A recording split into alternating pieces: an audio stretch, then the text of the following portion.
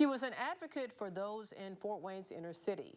Thursday, she will be laid to rest. We are paying tribute to Brenda Robinson, who passed away last week. Fox 55's Drew Fry talked with some of those who knew her best.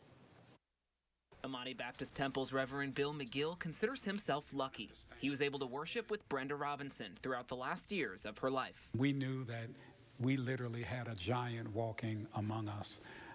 And for that, we will all be eternally grateful. McGill calls Robinson an icon in the Fort Wayne community. She spent her 78 years working to help children in Allen County courts, Fort Wayne classrooms, the Black College Club, and the YMCA.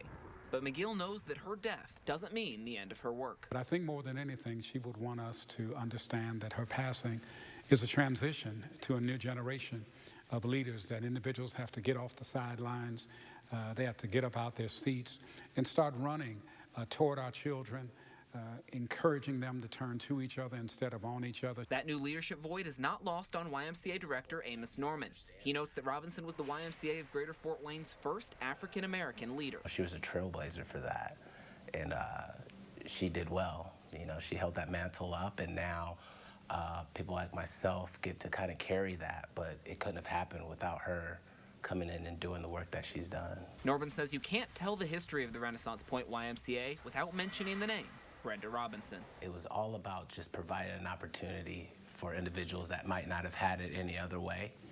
So I know that Brenda fought hard for the southeast side of town just to make sure that the families and citizens over here had something that was amazing for them. Norman says living a life like she did is a blessing, and he knows that her blessing will live on. I think anyone that ever knew her feels the better because of it. In Fort Wayne, I'm Drew Fry, Fox 55 News.